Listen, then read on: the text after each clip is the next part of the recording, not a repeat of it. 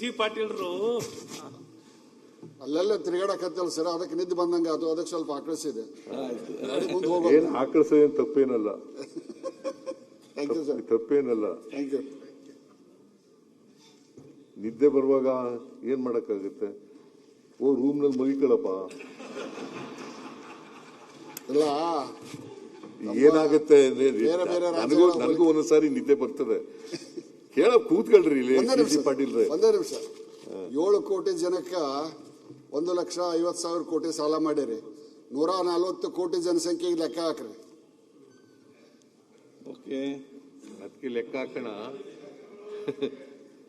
ನಿಮ್ಗೆ ಎಷ್ಟು ಗೊತ್ತಾ?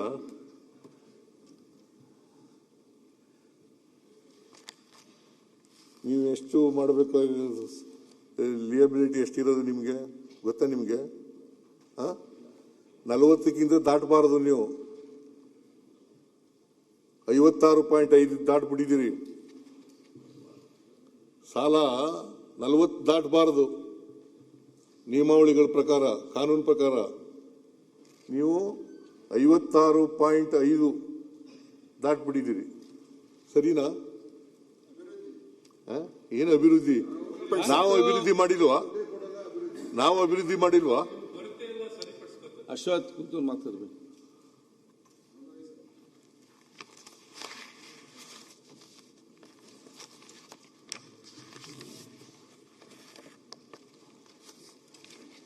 ಆಮೇಲೆ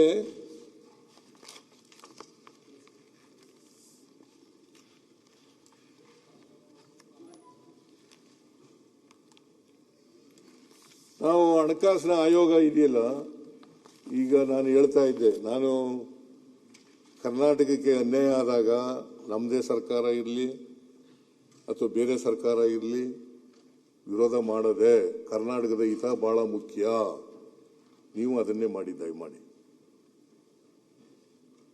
ಕರ್ನಾಟಕದ ಹಿತ ಬಹಳ ಮುಖ್ಯ. ನಾವೆಲ್ಲ ಕನ್ನಡಿಗರು. ಕರ್ನಾಟಕ ಹಿತ ಕಾಯ್ತಕ್ಕಂಥದ್ದು ನಮ್ಮೆಲ್ಲರ ಕೆಲಸ, ಕರ್ತವ್ಯ. ಅದು ಬಿಟ್ಟು ನಾವು ಅದಕ್ಕೋಸ್ಕರನೇ ನಾನು ಕೇಂದ್ರದಲ್ಲಿ ಯಾರು ಪ್ರಧಾನಮಂತ್ರಿಗಳಿರಲಿ, ನಮಗೆ ಆಗಿನ ಹಣಕಾಸಿನ ಆಯೋಗ 29% ಶಿಫಾರಸು ಮಾಡಿತ್ತು ಮಾನ್ಯ ಅಧ್ಯಕ್ಷರು. 29%. ನಾನು 40% ಬೇಕು ಅಂತ ವಿರೋಧ ಮಾಡಿದ್ದೆ. 40% ಕರ್ನಾಟಕಕ್ಕೆ ಕೊಡಬೇಕು ಅಂತ. ಈಗ ಅದೇ ನರೇಂದ್ರ ಮೋದಿಯವರು ಗುಜರಾತ್ನ ಮುಖ್ಯಮಂತ್ರಿ ಆಗಿರುವಾಗ 50% ಕೇಳಿದ್ರು ಇಲ್ವೋ ಸಿ ಪಾಟೀಲ್ರೆ? ಒಟ್ಟು ತೆರಿಗೆ ಪಾಲಿನಲ್ಲಿ 50% ರಾಜ್ಯಗಳಿಗೆ ಕೊಡಬೇಕು, 50 ಮಾತ್ರ ಕೇಂದ್ರ ಸರ್ಕಾರ ಇಟ್ಕೋಬೇಕು. ನಾನು 40 ಕೇಳಿದೆ ಆಗ. ಈಗಲೂ ಹೇಳ್ತೀನಿ, ನಾನು 50 ಕೊಡಲೇಬೇಕು ಅಂತ ಹೇಳಿ ಒತ್ತಾಯ ಮಾಡ್ತೀನಿ. ನಾನು 50 ಮಾತ್ರ. ಈಗ ಕರ್ನಾಟಕದಿಂದ ಎಷ್ಟು ತೆರಿಗೆ ವಸೂಲಾಗೋದು ಗೊತ್ತಾ ನಿಮ್ಗೆ ಸಿ ಪಾಟೀಲ್ರೆ? 4.5 ಲಕ್ಷಕ್ಕೂ ಹೆಚ್ಚು ಕೋಟಿ. 4.5 ಲಕ್ಷಕ್ಕೂ ಹೆಚ್ಚು ಕೋಟಿ ನಮ್ಗೆ ವಾಪಸ್ ಬರೋದು ಎಷ್ಟು ಗೊತ್ತಾ? 14 ರಿಂದ 15 ಪೈಸೆ ಮಾತ್ರ.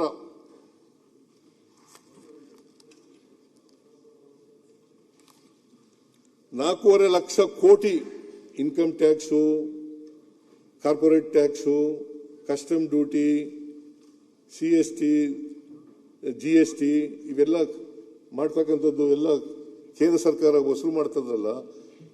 ಆಮೇಲೆ ಅದಲ್ದೇನೆ ಸೆಸ್ಸು ಸರ್ಚಾರ್ಜ್ ಅಲ್ದೇನೆ, ಅದು ಡಿವಿಜಿಬಲ್ ಪೂಲ್ನಲ್ಲಿ ಇಲ್ಲ. ಸೆಸ್ಸು ಸರ್ಚಾರ್ಜ್ ಇದೆಯಲ್ಲ, ಅದು ಡಿವಿಜಿಬಲ್ ಪೂಲ್ನಲ್ಲಿ ಇಲ್ಲ. ಡಿವಿಜಿಬಲ್ ಪೂಲ್ನಲ್ಲಿ ಇರ್ತಕ್ಕಂಥದ್ದು corporate income tax, corporate tax, custom duty ಮತ್ತೆ ಎಕ್ಸೈಸ್ ಡ್ಯೂಟಿ, ಇವು ಮಾತ್ರ ಇರೋದು. ಡಿವಿಷನಲ್ ಪೂಲ್ನಲ್ಲಿ ಸರ್ಚಾರ್ಜು ಯಾವ ರಾಜ್ಯಗಳಿಗೂ ಕೊಡಲ್ಲ. ಸರ್ಚಾರ್ಜು, ಸೆಸ್ಸು ಅವನು ಯಾವ ರಾಜ್ಯಗಳಿಗೂ ಕೊಡಲ್ಲ. ಅದು ಡಿವಿಷನಲ್ ಪೂಲ್ನಲ್ಲಿ ಇಲ್ಲ. ಹಣಕಾಸಿನ ಆಯೋಗನೂ ಕೂಡ ಶಿಫಾರಸು ಮಾಡಿಲ್ಲ. ಅದು ಕೊಟ್ರೆ ನಾವು 16ನೇ ಹಣಕಾಸಿನ ಆಯೋಗದಲ್ಲಿ ಕೇಳಿದ್ದು. ಯಾಕಂದ್ರೆ ನಮಗೆ 15ನೇ ಹಣಕಾಸಿನಿಂದ ದೊಡ್ಡ ಮೋಸ ಆಗ್ಬಿಡ್ತು, ಅನ್ಯಾಯ ಆಯಿತು. ಕರ್ನಾಟಕ ರಾಜ್ಯಕ್ಕೆ ದೊಡ್ಡ ಅನ್ಯಾಯ ಆಯಿತು. 14ನೇ ಹಣಕಾಸಿನ ಆಯೋಗದಲ್ಲಿ 4.713 ನಮಗೆ ಪಾಲ್ ಸಿಕ್ಕಿತ್ತು. 4.713. ಆದರೆ 15ನೇ ಹಣಕಾಸಿನ ಆಯೋಗದಲ್ಲಿ 3.647 ಅಂದ್ರೆ 1.1% ಕಡಿಮೆ ಆಯಿತು. ಇದು ಅನ್ಯಾಯ ಅಲ್ವಾ? 15ನೇ ಹಣಕಾಸಿನ ಆಯೋಗದಲ್ಲಿ 14ನೇ ಹಣಕಾಸಿನ ಆಯೋಗಕ್ಕಿಂತ 1.1 ನಮ್ಮ ಪಾಲು ಕಡಿಮೆ ಆಯಿತು. ಅದಕ್ಕೋಸ್ಕರನೇ ನಮಗೆ 15ನೇ ಹಣಕಾಸಿನ ಅಧ್ಯಕ್ಷರು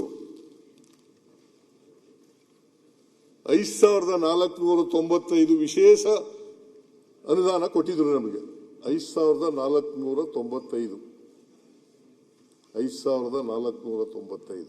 ಅದಲ್ಲದೆ 3 ರಾಜ್ಯಗಳು ಕೊಟ್ಟಿದ್ರು: ತೆಲಂಗಾಣ, ಮಿಜೋರಾಂ, ಕರ್ನಾಟಕ, ತೆಲಂಗಾಣ, ಮಿಜೋರಾಂ 3 ರಾಜ್ಯಗಳಿಗೆ. ಪೆರಿಫೆರಲ್ ರಿಂಗ್ ರೋಡ್ಗೆ ಬೆಂಗಳೂರು 3,000 ಕೋಟಿ ಕೊಟ್ಟಿದ್ರು, ಸ್ಪೆಷಲ್ ಗ್ರಾಂಟ್ಸ್.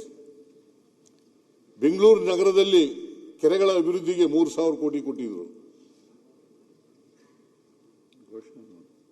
ನಮಗೆ ಡಿವಿಸಿಬಲ್ ಪೂಲ್ನಲ್ಲಿ ಕಡಿಮೆ ಆಯಿತು ಅನ್ನೋ ಕಾರಣಕ್ಕೋಸ್ಕರ 5,495 ಕೋಟಿ ಪ್ಲಸ್ 3,000 ಒಟ್ಟು 11,495 ಕೋಟಿ. 1 ರೂಪಾಯಿನೂ ಕೊಡಲಿಲ್ಲ. 11,495 ಕೋಟಿ ರೂಪಾಯಿಗಳಲ್ಲಿ 1 ರೂಪಾಯಿ ಬರಲಿಲ್ಲ. ಇದು ಅನ್ಯಾಯ ಅಲ್ವಾ?